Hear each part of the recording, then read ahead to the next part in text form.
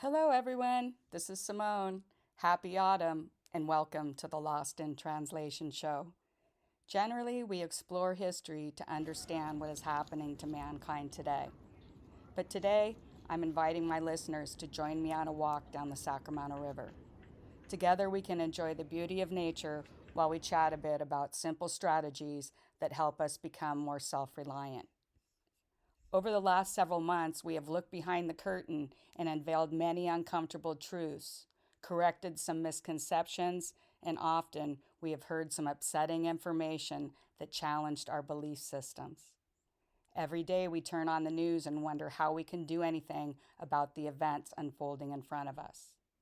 As we have discussed, there is not much the average person can do to change the direction of the world right now. World leaders in government and industry are warning of food shortages, energy shortages, supply chain issues, and have even admitted that inflation is not transitory. What is a person to do, and how can we prepare for the unknown? But before we get into learning more about self-reliance, here's some basic information about the river. The Sacramento River is the principal river in Northern California and the largest river in California.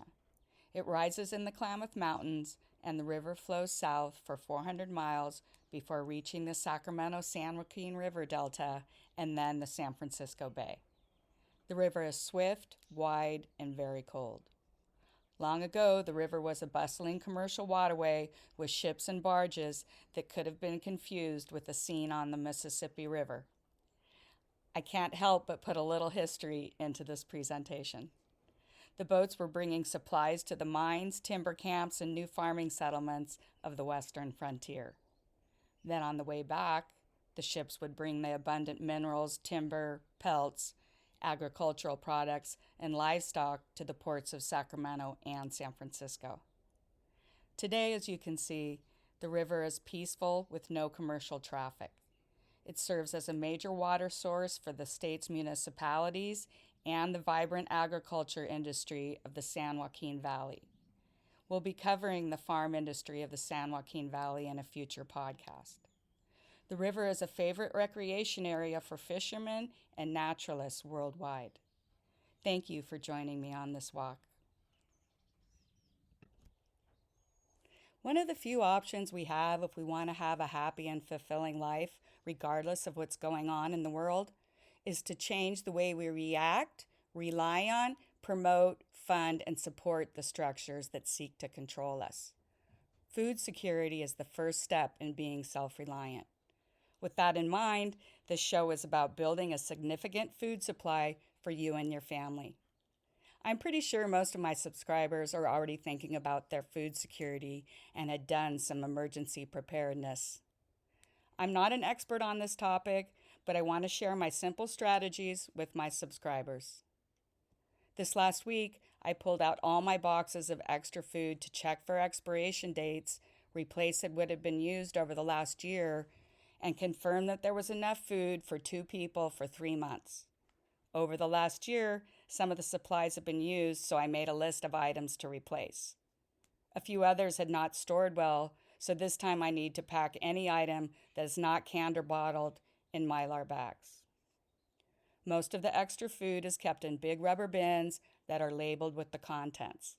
Not only does this save kitchen space, the bins are easy to grab in case of fire evacuation or other type of emergency.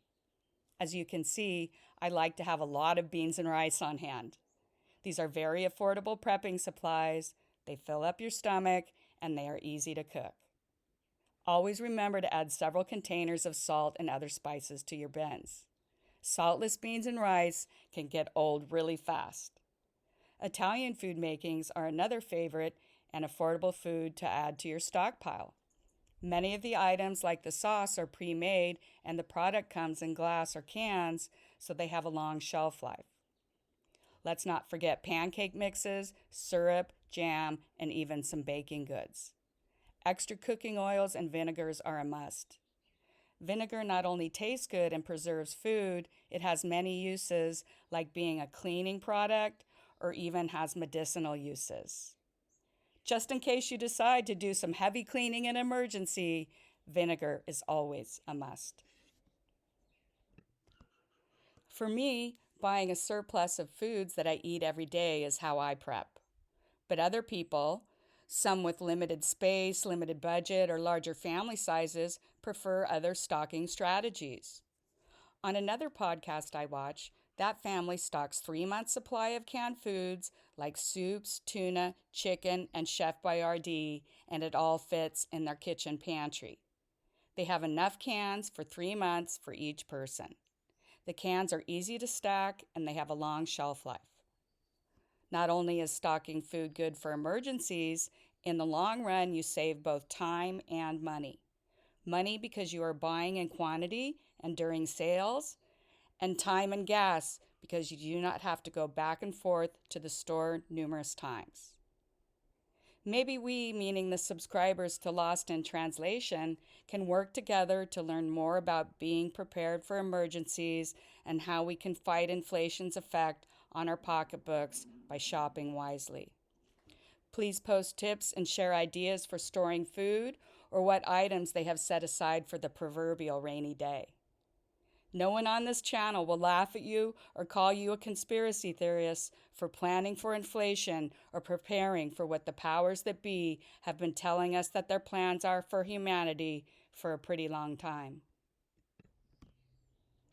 Many people do not keep more than a few days of food in the house, and what they do have is in the freezer or it's perishable. During emergencies, electricity is often off and the food quickly spoils. One option is to have a propane fridge and freezer that rely on car-sized batteries to fully operate. But most people will not have a propane refrigeration system. The answer is to have a collection of canned and dry goods at your house. In the event of an emergency, most families will not be able to take care of themselves. They do not have enough supplies like drinking water, medications, or pet food. On our farm, we fill 5-gallon bottles right from our wellhead and keep plenty of bottled water on hand. Most people in the city will have to buy bottles from the store, but having several days of water on hand at all times is a very good idea. Men should have about 15.5 cups of fluid, and women should have about 11.5 cups of fluid every day. Try and get your medications filled 3 months at a time. Most doctors will approve 3 months supply for a long-term medication. Do you have things like Tylenol, aspirin, rubbing alcohol, and bandages on hand? Do you have a first aid book? Have you ever taken a first aid class? Is there extra pet food? Don't forget the pups and the kitties. My extra cat and dog food is stored in rubber garbage bins to prevent mice from getting in and keep the food fresh.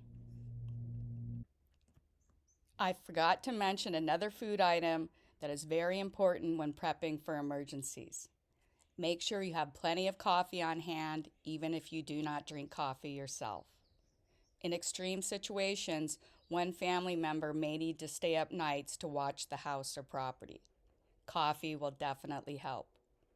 It can also be used to barter with a serious coffee drinker that may have something that your family might need. Always remember to have an extra supply of candles, flashlights, hurricane lamps and oils, matches, and batteries. These will definitely come in handy. Both the hurricane lamps and the lamp oil are available at most hardware stores or the camping departments of major retailers for a very minimal cost. Have plenty of regular batteries and matches on hand too. Solar battery chargers are perfect prepping gear. Last year, I bought a 4-pack from My Patriot Supply. They can charge a phone and a computer, and all they need to charge the solar battery is daylight. You might want to think about a generator or portable solar panels in case of a power outage. These can be a real lifesaver in many situations, and then you can use them for camping and other outdoor events too. I have a generator that takes either propane or gas. Of course, gas and propane may not be available or close by. Be sure to keep extra fuel, oil, and extra parts on hand for the generator. Try the internet or stores like Harbor Freight for affordable, portable solar panels. Depending on the situation, generators may not be safe to use.